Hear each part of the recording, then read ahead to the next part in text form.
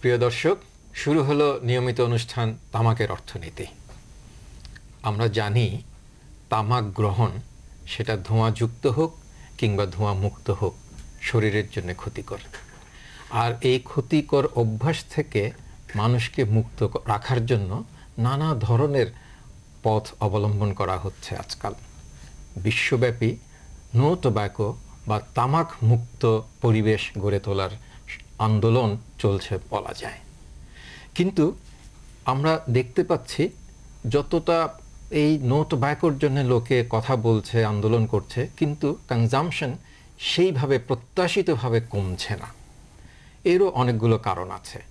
এখন গবেষণায় দেখা যাচ্ছে যদি ওই তামাকের দামটা বাড়ানো যায় বেশি, অর্থাৎ ক্রেতাদের রিচের বাইরে নেওয়া যায়, অর্থাৎ তারা যদি মনে করে এটা অনেক বেশি দাম, কিনতে পারছে না, সেই পর্যায়ে নিতে পারলে ব্যবহার অনেক কমবে। আজকে আমরা সেই বিষয়টা আরও একটু বিস্তারিতভাবে আলাপ করব। আর আমাদের এখানে আজকে অতিথি হিসেবে এসেছেন সাবেক তথ্য সচিব জামিল ওসমান। তামাকের অর্থনীতি অর্থাৎ তামাকের ব্যবহার মুক্ত করার জন্য কি কি পদক্ষেপ নেওয়া যায়, তার মধ্যে একটা ট্যাক্সের বিষয়টা আসছে, যে ট্যাক্স আরোপ করা। পেশাগত জীবনে দেখেছেন আপনি রাজস্ব বোর্ডের সদস্য ছিলেন, আপনি স্বাস্থ্য মন্ত্রণালয়ের এডিশনাল সচিব ছিলেন, আপনি তথ্য সচিব ছিলেন। তো ফলে নানা অ্যাঙ্গেল থেকে আপনি বিষয়টা দেখেছেন। আপনার কাছে কি মনে হয় অন্যান্য দ্রব্যের উপর যে কর আরোপের যে প্রক্রিয়া বা যে রিজনস আমরা আরোপ করি সেটা সম্পূর্ণ ভিন্ন। তামাকের ক্ষেত্রে এটা আমরা একটু ভিন্ন দৃষ্টিতে দেখতে হবে, কারণ তামাকের সাথে নৈতিকতা প্রশ্ন জড়িত আছে এবং জনস্বাস্থ্যের বিষয়টাও এখানে প্রাধান্য দিতে হবে আমাদেরকে। সেই দৃষ্টিকোণ থেকে বিষয়গুলো বিবেচনা করলে তামাকের উপর যে কর আরোপের বিষয়টা আমরা আরেকটু প্রাধান্য দিয়ে জিনিসটাকে কার্যকরভাবে পদক্ষেপগুলো নিতে পারি। যেমন অন্যান্য দ্রব্যের উপরে প্রায় দেখা যায় যে কর কমানোর কথা বলা হয়, কারণ সাধারণ মানুষের ক্রয় ক্ষমতার মধ্যে বিভিন্ন দ্রব্যকে নিয়ে আসার জন্যই এ প্রচেষ্টা, বিশেষ করে নিত্য প্রয়োজনীয় দ্রব্যাদির ক্ষেত্রে। কিন্তু তামাকের ক্ষেত্রে ঠিক উল্টো। তামাকের ক্ষেত্রে উন্নয়ন সমন্বয় সংস্থা সহ বিভিন্ন যেসব সংগঠন আছে তামাক বিরোধী, তারা কিন্তু প্রতি বছরই কর বৃদ্ধির জন্য প্রস্তাব রেখে যাচ্ছেন এবং সরকারও এটা খুব ইতিবাচক দৃষ্টিভঙ্গি নিয়ে এটা বিবেচনা করছেন। এবং এবছর সিগারেটের উপরে, বিড়ির উপরে এবং জর্দা এবং গুলের উপরেও কিন্তু কর আরোপ করা হয়েছে। তো সরকারের দিক থেকে এটা তামাক বিরোধী যে দৃষ্টিভঙ্গি, এটা সমর্থন আছে। এবং আমি মনে করি প্রত্যক্ষ কর আরোপ করেও কিন্তু সাপ্লাই সাইডকে আমরা কন্ট্রোল করতে পারি। দুটো দিকে টু প্রন্ড অ্যাটাক আমাদের এখানে করতে হবে। এখানে বিভিন্ন সংগঠন, তামাক বিরোধী সংগঠনগুলো যেটা বেশি এমফেসিস দিচ্ছেন, তারা ইনডাইরেক্ট ট্যাক্সের উপরে, তারা ভ্যাটের উপরে বেশি আরোপ করছেন সংকট।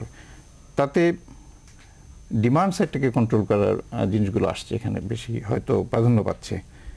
কিন্তু আমি প্রাক্তন এনবিআরের প্রথম সচিব হিসাবে জিনিসগুলো বিশ্লেষণ করে দেখেছি, কোম্পানিগুলো তামাক উৎপাদন সাথে জড়িত আছেন বা তামাক বিক্রির সাথে জড়িত আছেন, বিশেষ করে মাল্টিন্যাশনাল কোম্পানিগুলো, তাদের উপর যে রেটে ট্যাক্স হয় সেটা কিন্তু ডিসক্রিমিনেটরি আমার দৃষ্টিকোণ থেকে। এই বছরেই 4টা স্ল্যাব এটা আছে, যেমন পাবলিকলি ট্রেডেড কোম্পানির উপরে 27.5%, নন পাবলিক ট্রেডেড কোম্পানির উপরে 37.5%, এবং ব্যাংক অ্যান্ড ফিনান্সিয়াল ইনস্টিটিউশনের উপরে 42.5%, এবং মোবাইল কোম্পানিগুলোর উপরে 45%। এখানে পাবলিকলি ট্রেডেড কোম্পানি একটা মাল্টিন্যাশনাল কোম্পানি, বিশেষ করে আপনার ব্রিটিশ টোবাকো, আমেরিকান কোম্পানি, তারা যদি স্টক এক্সচেঞ্জে লিস্টেড হয়ে যায় সেক্ষেত্রে দেখা যায় তারা 10% ট্যাক্স রিবেট পেয়ে যাচ্ছে। একই সাথে যদি আমরা দেখি যে সাধারণ পণ্য উৎপাদনকারী প্রতিষ্ঠানগুলো বা খাদ্য উৎপাদনকারী প্রতিষ্ঠানগুলো কিন্তু non traded public company, limited company হয়ে যাচ্ছে, তারা স্টক এক্সচেঞ্জ লিস্টেড নয়, তারা কিন্তু 37.5% রেটে ট্যাক্স দিচ্ছে। তো সেই ক্ষেত্রে একটা বিরাট ডিসক্রিমিনেশন। অথচ আমাদের উদ্দেশ্য যদি হয় তামাকের উপরে বেশি কর আরোপ করে তামাকের যে ডিমান্ডটাকে কমিয়ে দেওয়া। আমরা ভ্যাট আরোপ করে কিন্তু সাপ্লাই সাইডটাকে আমরা কন্ট্রোল করতে পারছি, কিন্তু যদি আমরা একই সাথে এটার কর্পোরেট ট্যাক্স স্ট্রাকচারকে একটু আপনাকে রিস্ট্রাকচার করি, অর্থাৎ হাইয়েস্ট রেটটা যদি ইম্পোজ করে দিই টোবাকের উপরে, অর্থাৎ যে কোম্পানিগুলো টোবাকো প্রডিউস করছে তাদের উপর যদি 45% রেটটা অ্যাপ্লাই করে দিই, সেই ক্ষেত্রে কিন্তু অটোমেটিক্যালি তাদের প্রফিট, যে হিডেন প্রফিট আছে, সেই প্রফিটটা কিন্তু রিডিউস হয়ে যাবে, এবং সেই ক্ষেত্রে কিন্তু ডিমান্ড কন্ট্রোল, একটা সাপ্লাই সাইডে কিন্তু আমরা একই সাথে কন্ট্রোল করতে পারছি। অর্থাৎ আমি বলতে চাচ্ছি যে টু প্রং অ্যাটাক যদি আমরা করি সাপ্লাই এবং ডিমান্ড সাইডে, তাহলে কিন্তু একটা এদিকটা অবশ্য আমার ধারণা যে খুব বেশি নজর দেওয়া হয়নি। শুধুমাত্র আমরা ভ্যাট আরোপ করছি, সম্পূর্ণ ট্যাক্স অ্যাপ্লাই করছি এখানে, ইভেন আমদানি শুল্ক আরোপ করছে আপনার বিদেশি যে ক্ষেত্রে যেসব সিগারেট আমদানি হয়। তো এটা একটা দিক, এটা অবশ্যই আমরা উত্তরোত্তর বৃদ্ধি করতে পারি, এবং একটা বাজেটের মধ্যে একটা প্রভিশন রাখা উচিত প্রতি বছরই রিজনেবল রেটে এটা ইনক্রিজ করতে হবে, 5% মেবি, এটা এই রেটে যদি ইনক্রিজ করতে হয় তাহলে এটা সাপ্লাই সাইডের উপর একটা এফেক্টিভ একটা প্রভাব বিস্তার করতে পারে। আমরা এখানে দেখতে পাই যে সিগারেটের প্যাকেটের উপরে বা এই ধরনের যে স্ল্যাব করে যে আপনার ট্যাক্স আরোপ করা হয়েছে, তাতে দেখা যায় এই সিগারেটের দাম বেশি, তার উপর ট্যাক্সটা বেশি হচ্ছে। অর্থাৎ তাহলে দেখা যাচ্ছে কিন্তু তারা যারা আবার বেশি দামি সিগারেট গ্রহণ করে, তারা দাম বাড়লেও সেটা নিতে পারে, কারণ they are the affluent class in the society. কিন্তু যেগুলো কম, সেটা সাধারণ মানুষ ব্যবহার করে, বিড়ি সহ। তো সেখানে কি ট্যাক্স আপনার সেখানে বাড়িয়ে বরং উল্টো তো হতে পারে স্ল্যাবে, সেটা কীরকম মনে হয়? যে এটাই বরং বেশি বাড়ালো, যেটা বেশি আছে সেটা বাড়লো, বা ওটা বরং আরও কমালেও কিছু তেমন হয়তো যায় আসে না, কারণ ওটা তো ওই যেটা আপনি বলছেন যে ডিমান্ডের বিষয়টা, ডিমান্ডকে সেখানে কন্ট্রোল করতে পারছে না। আমরা আসলে এমফেসিসটা কোথায় দিচ্ছি? আপনি যে প্রসঙ্গটা তুললেন এখানে, এটা খুবই আমি মনে করি প্রাসঙ্গিক এখানে, যে ট্যাক্সটা এফেক্টিভ কন্ট্রোলটা কোথায় করতে পারবো আমরা, এটা কারা কনজামশনের উপর আমরা ভিত্তি করে, মানে যে স্ল্যাবে কনজামশনটা বেশি সেখানে যদি আমরা ট্যাক্সটা একটু ইম্পোজ করি, সেখানে কন্ট্রোলটা বেশি ইম্পোজ করা যাবে, অর্থাৎ ডিমান্ডটা রিডিউস করা যাবে বেশি করে। যেমন এখানে 4টা স্ল্যাব আছে আপনার প্রাইস লেভেলে, রাইট। তো মূল্য স্তরকে 4টা স্তরে কিছু কিছু প্রতি বছর বৃদ্ধি করা হচ্ছে, গত কয়েক বছর থেকে এই বছর বৃদ্ধি করা হয়েছে, এবং সম্পূর্ণ ট্যাক্স কিন্তু এটা মোটামুটি ঠিকই রাখা হয়েছে আপনার, কিন্তু মূল্য স্তরের সাথে সম্পর্কিত কারণে কিছু হয়তো এটা এফেক্ট আপনার এর উপরে আসবে। কিন্তু আপনি যে গুরুত্বপূর্ণ বিষয়টার কথা বললেন, ধরা যাক বিড়ির উপর ট্যাক্স, বিড়ি কনজাম্পশন কিন্তু আমাদের এখানে আমার ধারণা যে এটা সিগারেটের চেয়েও তুলনামূলকভাবে বেশি, মানে সাধারণ জনগণের উপর, কারণ এটা এফোর্ড করতে পারছে সাধারণ মানুষ, এটা এফোর্ড করতে। কিন্তু বিড়ির ক্ষতিকারক দিকটা কিন্তু খুব বেশি এখানে, জনস্বাস্থ্যের কথা যদি আমরা বিবেচনা করি, অর্থাৎ এটা কন্ট্রোল করার প্রয়োজনীয়তা অনেক বেশি আমাদের এখানে। তো সেক্ষেত্রে বিড়ির উপর কিন্তু সেই ধরনের কোনো ট্যাক্স আমরা এখনো আরোপ করা হয়নি, বা চিন্তা ভাবনা এখনো করছি না হয়তো।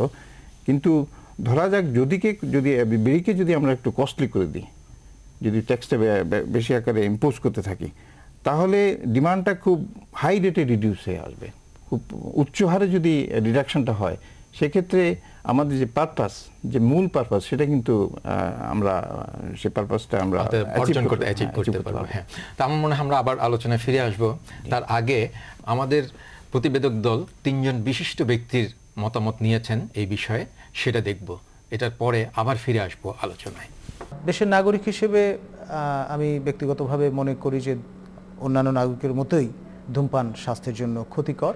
2008-09-এর যে বাজেট গত তত্ত্বাবধায়ক সরকারের আমলে উপস্থাপিত হয়েছিল, এবং সেখানে সিগারেট থেকে শুরু করে বিড়ি পর্যন্ত সব ধরনের ধূমপানের যে আইটেমগুলো আছে তার উপর শুল্ক আরোপ করা হয়েছিল।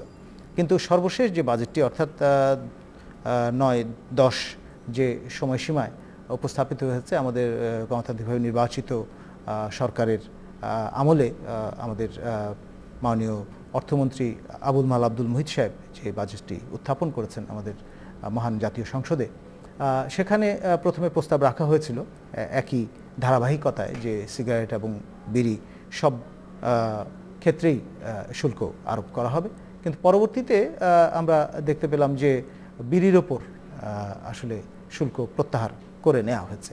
তো এর ফলে ব্যাপারটি যা দাঁড়াচ্ছে সেটা হচ্ছে যে যারা অ্যাফোর্ড করতে পারেন তারা ঠিকই কিন্তু খুব একটা এফেক্টেড হবেন না সেই সিগারেটের উপর শুল্ক আরোপ করার কারণে, কিন্তু সাধারণ মানুষ যারা বিড়ি সেবন করে থাকেন তারা ডেফিনেটলি উৎসাহিত বোধ করবেন এবং এর ফলে আলটিমেটলি দীর্ঘমেয়াদে আমাদের সবার স্বাস্থ্য হুমকির সম্মুখীন হবে এবং আমাদের অবশ্যই বৃহত্তর জনগোষ্ঠীর কথা সবসময় মনে রাখতে হবে এবং আমরা চাই যে সরকার দীর্ঘমেয়াদী ভিত্তিতে বিষয়টা নিয়ে ভাববেন। অ্যাডহক বেসিসে এক বাজেটে কমিয়ে আরেক বাজেটে বাড়িয়ে একটা পলিসি গাইডলাইন আসলে ঠিকমতো ইমপ্লিমেন্ট করা যাবে না। তামাকজাত পণ্যের ব্যবহার যে ক্ষতিকর মানুষের স্বাস্থ্যের জন্য সে বিষয়টি কিন্তু বেশ দিন থেকে বলা হচ্ছে, কিন্তু তারপরেও মানুষ যে খুব বেশি সচেতন হচ্ছে অথবা তামাকজাত পণ্যের ব্যবহার যে কমে যাচ্ছে এরকমটা বলা যাবে না। যে সমস্ত ফ্যাক্টরিগুলোতে তামাকজাত দ্রব্য উৎপাদিত হয় অত্যন্ত মর্মান্তিক পরিবেশে তারা এই বিড়ি বা এই জাতীয় তামাক জাতীয় দ্রব্যগুলো উৎপাদন করে।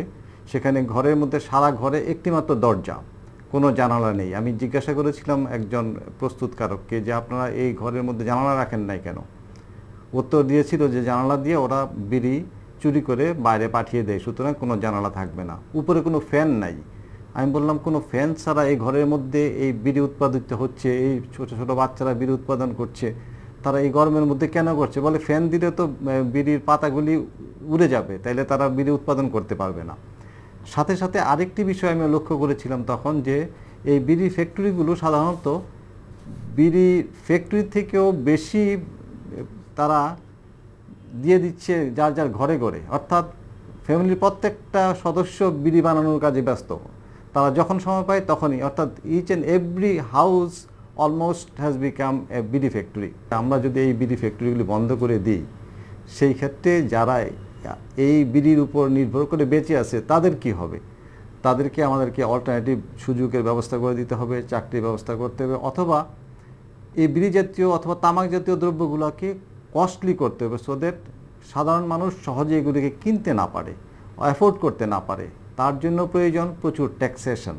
যদি আপনি একটি জিনিসকে দুর্লভ অথবা দুর্মূল্য করে ফেলেন, সেক্ষেত্রে কিন্তু এটার বিক্রি কমে যাবে, মানুষ তাতে উৎসাহিত হবে কম। সরকার প্রচুর পরিমাণে ট্যাক্স ইম্পোজ করতে পারে বিড়ি জাতীয় অথবা তামাক জাতীয় দ্রব্যাদির উপরে, এটি যেমন সত্য, সাথে সাথে এই সমস্ত লোকগুলো যেন চাকরিচ্যুত হয়ে আবার অন্য রকমের কোনো দুর্দশায় পতিত না হয়ে যায়, সেই ব্যবস্থাটা, সেই বিষয়টুকু আমাদেরকে মনে রাখতে হবে। তামাক এমন একটি ক্ষতিকর জিনিস যেটা আমি যদি বলি বিড়ি, সিগারেট, অন্যান্য তামাকজাত যেসব দ্রব্যগুলো আছে সেটা ব্যবহারের কারণে জনস্বাস্থ্যের যে প্রচণ্ড ক্ষতি হচ্ছে সেটার ব্যাপারে আমাদের সরকারিভাবে দায়িত্ব নেওয়া অবশ্যই দরকার এখন। কারণ এই অভ্যাস থেকে ফিরিয়ে আনতে হলে কার্যকর পদ্ধতি হচ্ছে, যেটা আমি মনে করি এটার দাম এবং মূল্য এমন হওয়া উচিত যেটা মানুষের ক্রয় ক্ষমতার আওতায় না থাকে।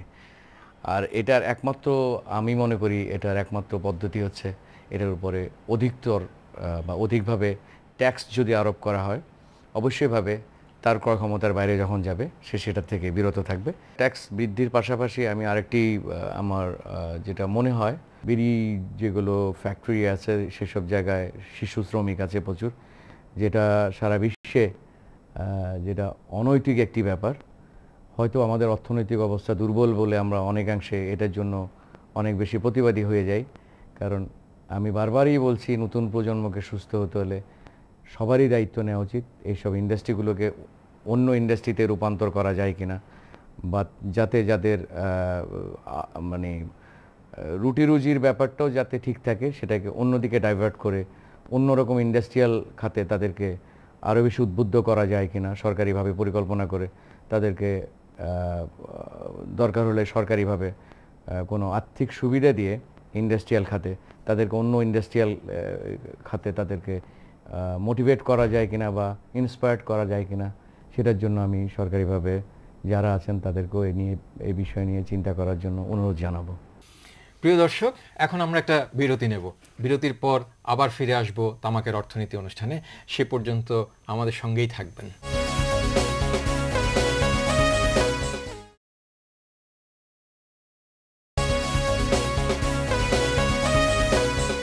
প্রিয় দর্শক, আবার ফিরে এলাম তামাকের অর্থনীতি অনুষ্ঠানে। আমরা কথা বলছিলাম সাবেক তথ্য সচিব জামিল ওসমানের সঙ্গে, এবং মাঝখানে আমরা একটা তথ্যচিত্র দেখেছি যেখানে 3 জন বিশিষ্ট ব্যক্তিও এ প্রসঙ্গে তাদের মতামত বলেছেন।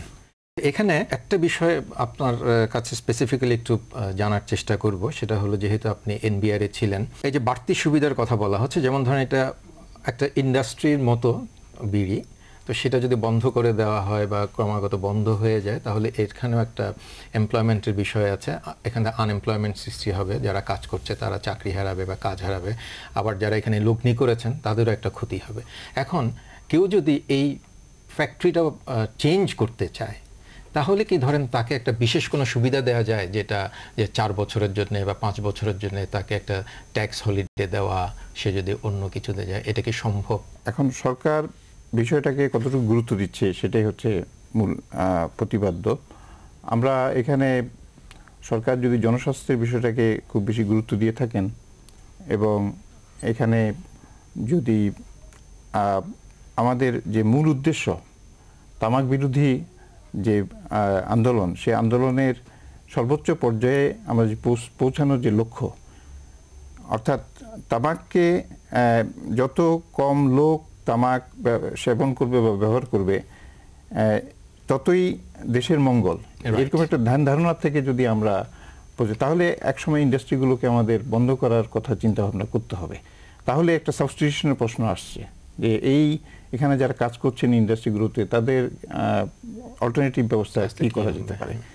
এখন আমার ব্যক্তিগত মত যে যারা বিশেষ করে মাল্টিন্যাশনাল কোম্পানিগুলো যারা তামাকের সাথে জড়িত আছেন তারা কিন্তু শুধুমাত্র তামাক সংশ্লিষ্ট ইন্ডাস্ট্রি চালান না, তারা অন্যান্য ইন্ডাস্ট্রিগুলো কিন্তু চালাচ্ছেন তারা সেখানে, এবং সেই ইন্ডাস্ট্রিতেও তারা কিন্তু উইথড্র করে ওখানে প্রোভাইড করতে পারেন, 1 নম্বর। 2 নম্বর হচ্ছে তামাকের সাথে যেসব লোকাল ইন্ডাস্ট্রিগুলো জড়িত আছেন তারা সরকারের সাপোর্টিভ পলিসি নিয়ে, আপনি যে ট্যাক্স হলিডের কথা বলছেন, সরকার যদি স্পেসিফিক ট্যাক্স হলিডের মধ্যে ট্যাক্স হলিডের প্রভিশনের মধ্যে এগুলো ইনক্লুড করে নেন যে এই তামাক যদি ইন্ডাস্ট্রিগুলো তোমরা বন্ধ করে দাও, তোমাদেরকে এই বাড়তি সুবিধা আমরা এখানে দিব, তোমার নতুন ইন্ডাস্ট্রি যদি খোলো সেখানে বাড়তি মানে এখনকার যে ট্যাক্স হলিডের যে সুবিধাগুলো আছে তার চেয়েও যদি কোনো এডিশনাল কোনো সুবিধা যদি সরকার দিতে চায় সে দিতে পারে। সেই ক্ষেত্রে হয়তো ইনসেন্টিভ ক্রিয়েট করলে আরও নতুন ইন্ডাস্ট্রি গড়ে উঠবে এবং সেখানেও যারা অলরেডি চাকরিচ্যুত হবেন বা চাকরির থেকে যাদের চাকরির প্রয়োজন হবে তাদেরকে ওখানে প্রোভাইড করা যেতে। এটা তো নির্ভর করছে পলিসির উপরে, ফলে এটা দেওয়া যাবে না এমন কোনো বিষয় নয়। এটা গভর্নমেন্ট চাইলেই যদি মনে করে যে জনস্বাস্থ্যের পক্ষে বা মানুষের পক্ষে সিদ্ধান্ত গ্রহণ হয় এটা, তাহলে তো সরকার ধরেন ট্যাক্স হলিডে দেওয়াটা আপনার তার আওতার মধ্যেই পড়ে, তার ক্ষমতার মধ্যেই পড়ে সেটা।